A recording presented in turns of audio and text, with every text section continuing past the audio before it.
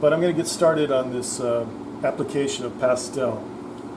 Now there's colored pencil, white and black, mostly white, and there's white pastel. I don't use black pastel, I wouldn't recommend it. You could actually do the white colored pencil first and then do the white pastel at the end. I'm going to do it this way. I'm going to do the white pastel first. So what I need, best thing to use for this, is another piece of Canson that you've trimmed off the bottom or the side, because you need kind of a rough surface to pull this off. We're not going to put the pastel directly on the surface.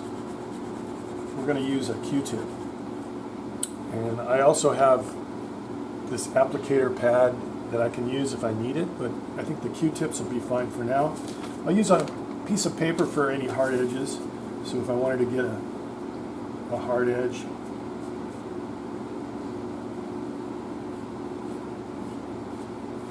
I'd use it against that. You have to be careful because it's actually, you know, probably brighter than you think it would be. I don't want to go any brighter than that. If you look at the reference, you might see some really strong, bright reflections, but I want to keep it about like that. I can go a little stronger with white colored pencil later if I need to.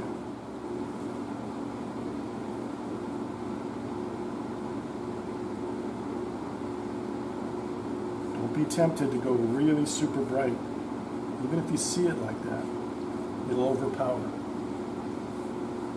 The nice thing about pastel is it's really easy to manipulate. It's really easy to take out. I'm doing overall broad lights and highlights. There's a good one right here to start with. But as you can see from the reference, this is super bright, and I don't want to do that because it's going to overpower. The same thing with some of the specular highlights later with the white colored pencil. They might look really bright and strong, but I want to modulate that.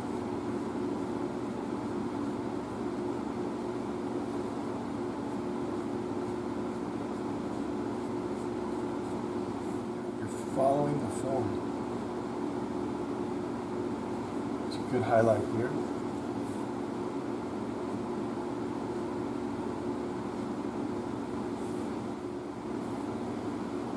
And reflections tend to do the same thing that the marker value does. Follows the form, goes down into the form.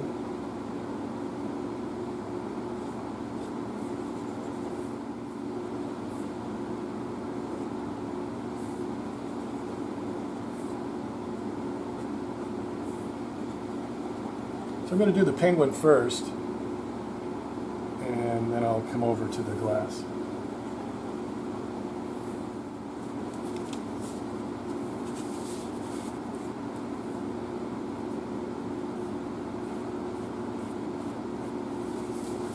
Maybe too crisp, right? Can also always soften that. This nice, soft, kind of glow. Oh, here's a good place. Yep. And you're not trying to copy everything. You're trying to get the feel of it, sure. But you're never going to get it exactly the way it is in life. You can actually get it better. You can focus on what you want the viewer to see. You can simplify if you want to. So it's been about a half hour. I've been working on it for a while, and wanted to show you a couple of things that you could do now to clean it up a little bit here and there. If it's too soft in a hard-edged area, there's a couple of things you could do. You could take a kneaded eraser and, you know, come back in and get that edge if you need to. And then another kind of cool thing to do is, here's my 20% marker, which I didn't use very much, but it works great for this. So if you want to come back in and clean up any edges, the manufacturer would probably tell you not to do this, but it seems to work pretty well. And then you can just clean it off on the side of the paper later. But that's just if you want to a fairly hard edge like this edge is right here. So that'll help clean it up. This is a good area right here underneath his beak. Sort of, it's a very hard edge. Reflection. And this would be another good place right at the very top. And I'm just going to put a little bit of it back in there. Let's just leave that alone and maybe clean up the bottom edge and the beak. Now it's a 2, so it probably won't show up at all. I'm going to come up a little bit higher, sculpt that out a little bit more, like that. Okay. All right, so that's a good way to clean up your pastel, if you need to. Some of these are going to be hard edges, some of them are going to be soft edges. The sensitivity part is the part that you bring to it, what you see. So there's some nice highlights that I got in there, some sharper highlights, because I'm using a little bit of marker on top. This would be a good place again to establish my shadow edges there. So a little bit more of that and I'll be finished, and I'll move on to the glass. So to start on the glass ball, and then the glass beaker last. I'm trying to stay away from going over it with my hand. So I'm starting up here and ending down here. So, and that's logical. So I got new Q-tips because they're cheap, and I got a lot of them, and they tend to kind of fuzz up a little too much. Wow. Okay. So that's what a new Q-tip will do for you. I'm not saying it's a bad thing. I kind of like that. And it kind of calls for it anyway.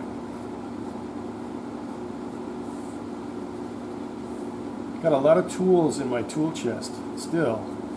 I've got a white colored pencil. I've got some markers that I can clean up with. There's no reason that you can't go back over the white pencil with the pastel at the end. So I'll probably do that too. There's some really nice reflections, of course, on this glass. That's what it's all about.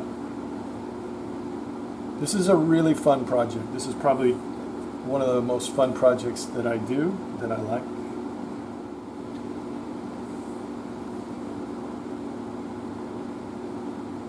So a couple of really good hot spots that I'm not going to overdo. There's one, there's two. This one's going to be smaller. I don't want it to be the same.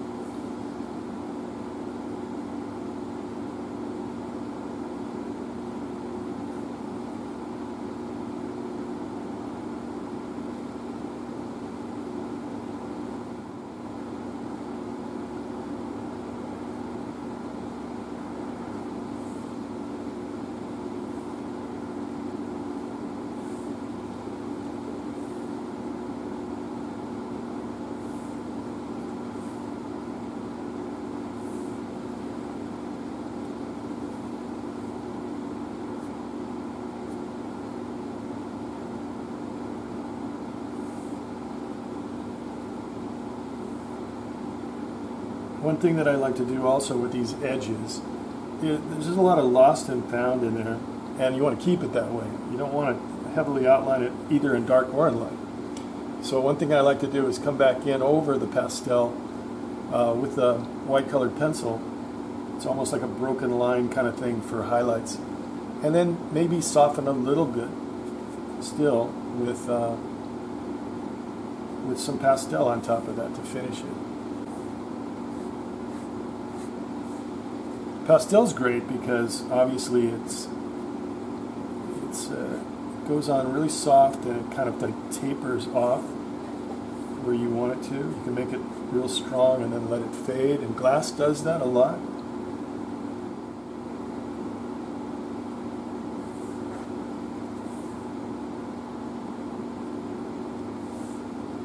That's going to be a lot of cleanup right there. So now I'll save that for white colored pencil later. I want to get the edge there, so this would be a good place for paper. Just make sure that you're going in the right direction.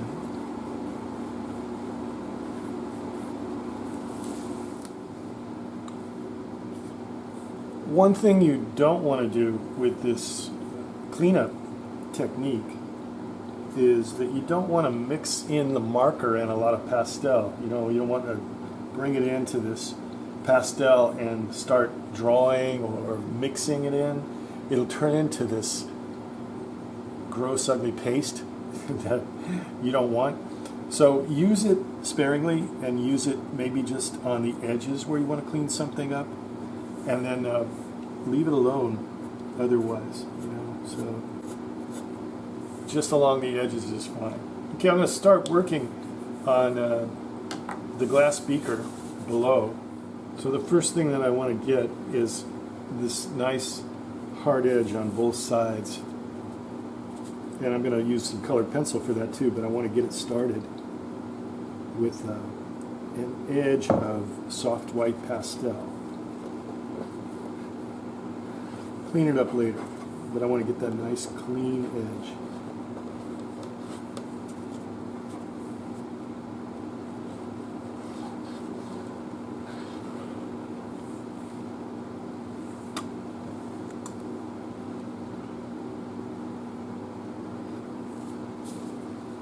Pretty clean.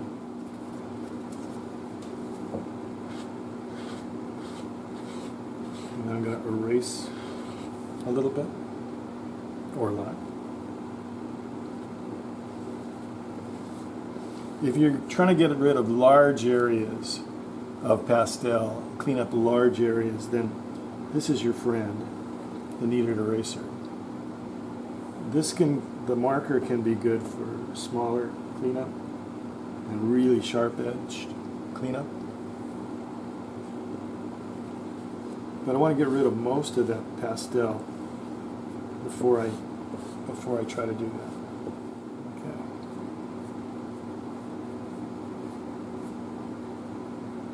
So this is going to go right up to the edge.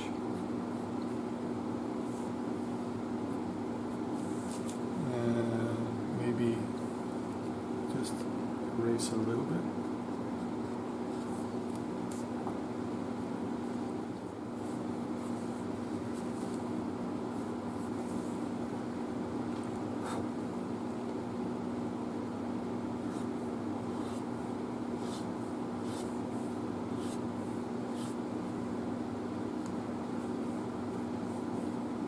Can't do that with a colored pencil, or you can try, but it's pretty difficult.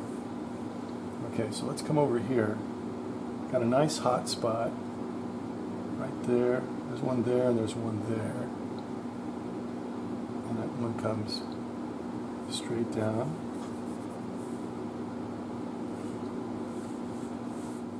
So I'm cleaning up just a few little edges.